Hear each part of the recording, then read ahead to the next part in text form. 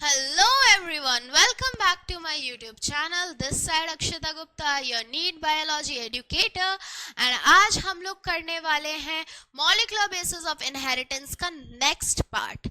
आप लोगों ने अभी तक डीएनए का स्ट्रक्चर, डीएनए की पैकेजिंग, डीएनए जेनेटिक मटेरियल क्यों है, एक्सपेरिमेंटल और थियोरेटिकल वाइज देख लिया होगा एंड आपको अब तक ये भी पता होगा कि हमारा जेनेटिक मटेरियल जो फर्स्ट था वो था क्या बच्चा, आरएनए.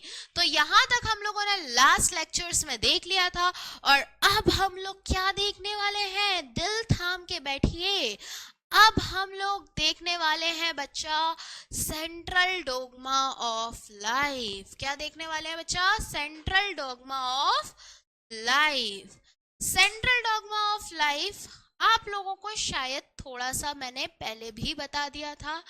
ये बहुत सिंपल सी चीज है. ये क्या बोलती है कि डीएनए जो है, क्या बाबा, डीएनए डीऑक्सी राइबोन्यूक्लिक एसिड, ये बाबा खुद को ही अगर बनाए, मतलब डीएनए से डीएनए बन रहे हैं, हिंदी में भी लिखते जा रहे हैं, डीएनए से, मतलब इंग्लिश, हिंदी नहीं आती है इंग्लिश, डीएनए से डीएनए अगर बने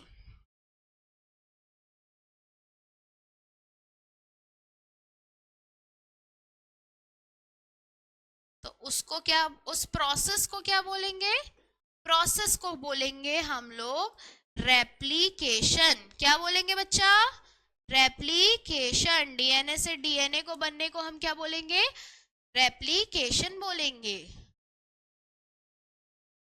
फिर डीएनए से आरएनए जब बनता है, डीएनए से जब आरएनए बनता है बच्चा, तो इस चीज को हम बोलते हैं ट्रांसक्रिप्शन. इसको क्या बोलते हैं, ट्रांसक्रिप्शन. मतलब डीएनए से आरएनए बनने की प्रोसेस को क्या बोलेंगे,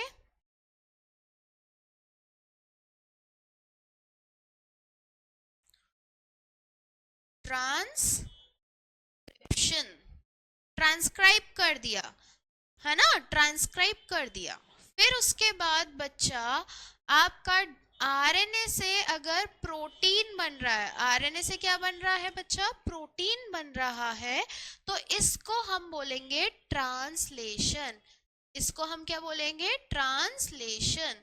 तो आरएनए से प्रोटीन बनने को, अरे ये तो सेम ही हो गया, हिंदी में हम इंग्लिश में लिख रहे थे. आरएनए से प्रोटीन बनने को हम क्या बोलेंगे, मतलब कि प्रोसेस को हम क्या बोलेंगे, ट्रांसलेशन. ट्रांसलेट हो गया है ना, ट्रांसलेशन.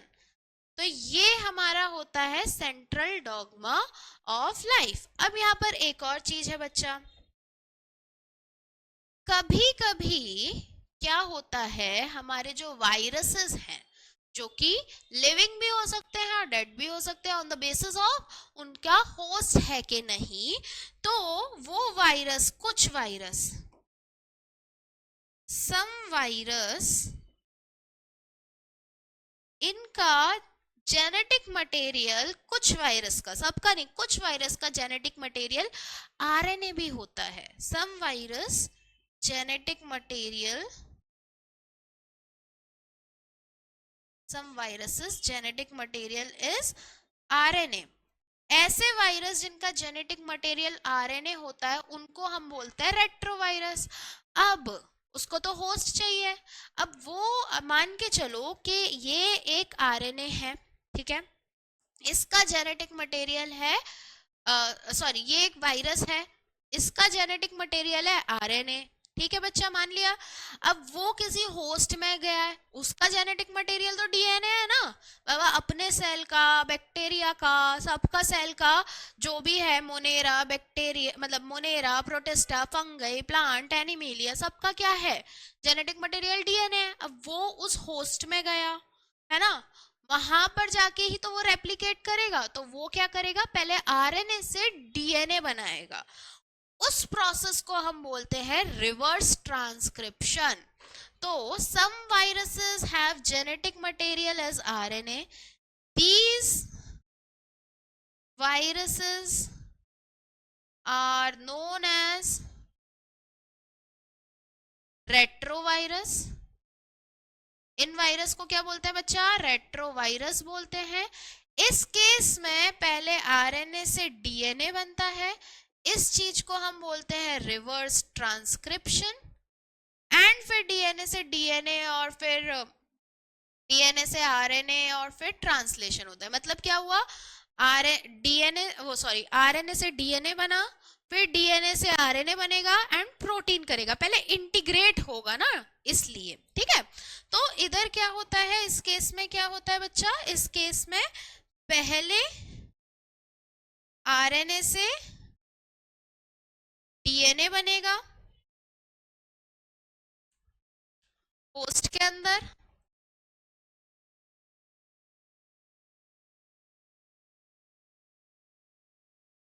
फिर नॉर्मल साइकिल चालू होगी. नॉर्मल साइकिल स्टार्ट होगी. That is DNA to RNA to protein. That is DNA to RNA to protein. समझ में आया बच्चा? यहाँ क्या हुआ? डीएनए से डीएनए को बनने को हम रेप्लिकेशन बोलते हैं. डीएनए से आरएनए बनने को प्रोसेस को ट्रांसक्रिप्शन बोलते हैं. आरएनए से प्रोटीन बनने को ट्रांसलेशन बोलते हैं. कुछ वायरसेस ऐसे होते हैं जिनका जेनेटिक मटेरियल आरएनए होता है, तो जब वो होस्ट के अंदर जाता है तो पहले डीएनए बनता है. अब वो जो डीएनए बनता है वो उस चीज को हम रिवर्स ट्रांसक्रिप्शन बोलते हैं. और यहाँ पर एक एंजाइम यूज होता है. वो एंजाइम है रिवर्स ट्रांसक्रिप्टेज. एंजाइम क्या है? Reverse transcriptase. Reverse transcription is the process. Cryptase is the enzyme. Ase is the enzyme. ये है हमारा बच्चा सेंट्रल डॉग्मा ऑफ लाइफ. इसका स्क्रीनशॉट लो बच्चा.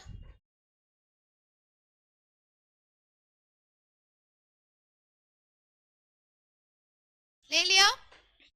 समझ में आया? चलो अब हम लोग देखने वाले हैं डीएनए का सेमी कंजर्वेटिव नेचर. ठीक है. डीएनए जो होता है, चलो पहले तो ये अभी भूल जाओ. वॉटसन एंड क्रिक दिख रहा होगा, भूल जाओ अभी. ठीक है. स्टोरी सुनो. जब वॉटसन एंड क्रिक डीएनए का हेलिकल स्ट्रक्चर बता रहे थे, कैसा बच्चा? ऐसा बच्चा हेलिकल स्ट्रक्चर बता रहे थे. उस टाइम पे उनने कुछ ऑब्जर्व किया. उस टाइम पे क्या हुआ? उनने कुछ ऑब्जर्व किया. उनने क्या ऑब्जर्व किया? अब ये मैं इंग्लिश में ही लिखूंगी, है ना, आप लोगों को बेटर समझाने के लिए. ठीक है. उनने क्या ऑब्जर्व किया कि ये जो डीएनए है एक 5' से जो 3' तक जा रहा है और 3' से 5' तक आ रहा है ना. जब ये रेप्लिकेट होता है, इसमें जब रेप्लिकेशन होता है तो एक जो आपकी स्ट्रैंड आती है 5' टू 3' में भी, और ये आती है पेरेंटल, और एक और दूसरा 2 बच्चे हो सकते हैं ना रेप्लिकेशन के बाद, सेल में देखा होगा. एक और जो आती है आपकी 3' टू 5', एक आती है पेरेंटल, और जो दूसरी आती है उसकी अपोजिट वो आती है नई. वो क्या आती है बच्चा? वो क्या आती है बच्चा? नई. तो यहाँ पर ये होता है semi conservative nature. Watson and Crick ने ये बोला कि जब आपका एक का रेप्लिकेशन होगा तो एक स्ट्रैंड तो होगी, वो होगी पेरेंटल. एक स्ट्रैंड क्या होगी? पेरेंटल. और एक क्या होगी? नई. मतलब एक कंजर्वेटिव है, पेरेंट्स हैं, पेरेंट्स ने बोला कि बाहर जाओ, ठीक है। तो मगर टाइमिंग लगा दी है ना, तो एक तो हो गया कि आपका कंजर्वेटिव मतलब दोनों पेरेंटल है, ठीक है। सेमी कंजर्वेटिव मतलब एक पेरेंटल एक न्यू। तो यहाँ पर क्या है, डीएनए का जो नेचर है वो सेमी कंजर्वेटिव है। मतलब आपका वॉटसन एंड क्रिक ने ये देखा कि कुछ तो लोचा है, जब आपका रेप्लिकेशन हो रहा है तो एक तो आ रही है पेरेंटल और एक आ रही है नई। इसी चीज को उनने क्या बोला, सेमी कंजर्वेटिव नेचर बोला। इसी चीज को क्या बोला बच्चा, सेमी कंजर्वेटिव नेचर। तो वही चीज लिखिए, it has not escaped our notice, ये किसने बोला है, वॉटसन एंड क्रिक ने, that a specific pairing we have postulated immediately suggest a possible copying mechanism of the genetic material। मतलब इन्हें बोला कि जेनेटिक मटेरियल का कुछ तो है जो जब कॉपी हो रहा है तो अलग मैकेनिज्म दिख रहा है, और वो क्या है कि one strand parental and one strand new. और इस चीज को क्या बोला गया है, इसी को बोला गया है semi conservative nature of DNA. इसी को क्या बोला है, semi conservative nature of DNA. I hope आप लोगों को समझ में आया होगा। ये थोड़ा सा कंफ्यूजन हो सकता है क्योंकि मैंने इसमें 5' ऊपर बनाया और इधर नीचे बना दिया, तो चलो बना लेते हैं। उधर 5' वाली है, 3' 5'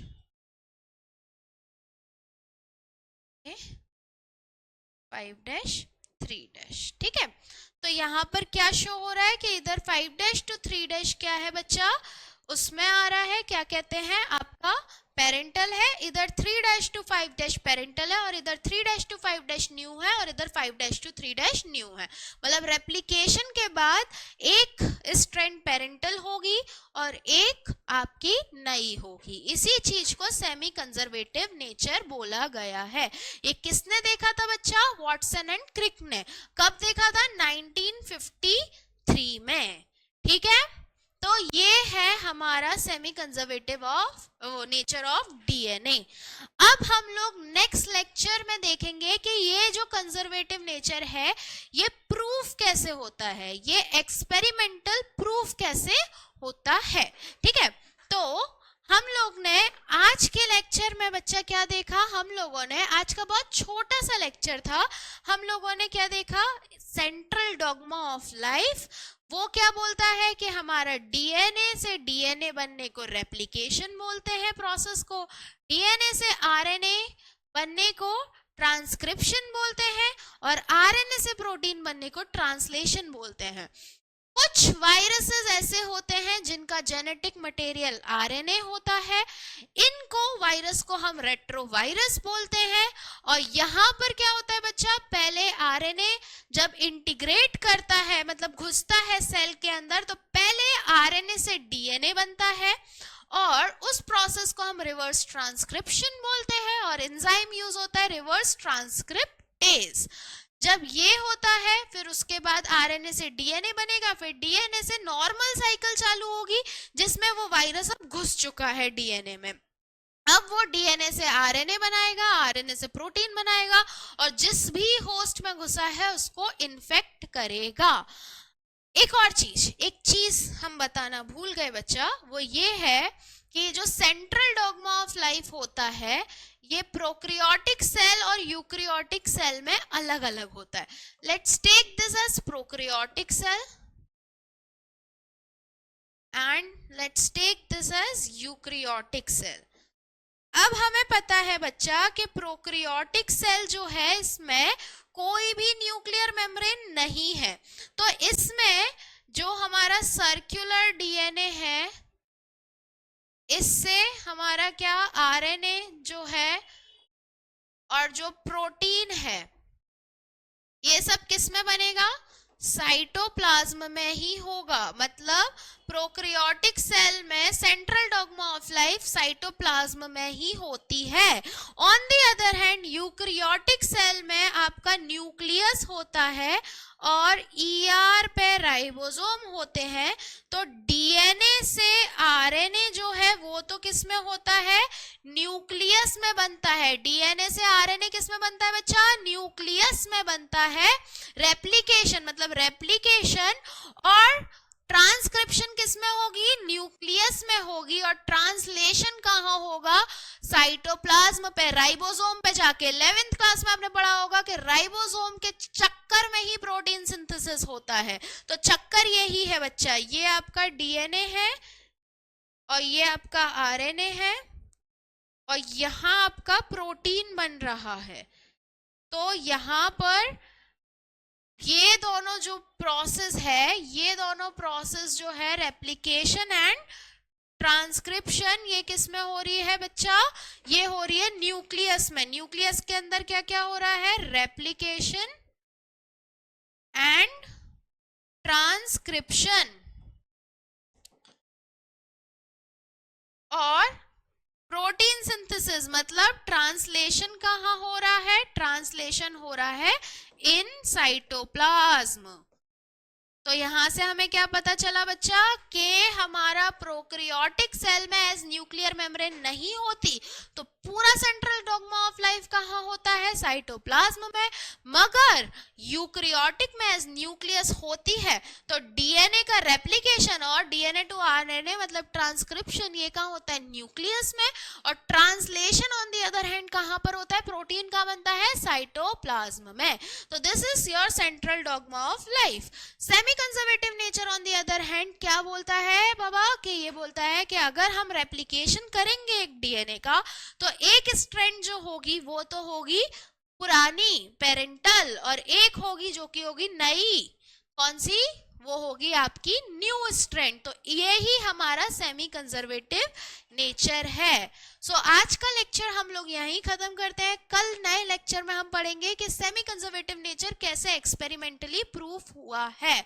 सो that's all from my side. Thank you so much. Please like, share and subscribe this channel. And share this video and subscribe this channel. Thank you so much. Have a nice day. Bye bye.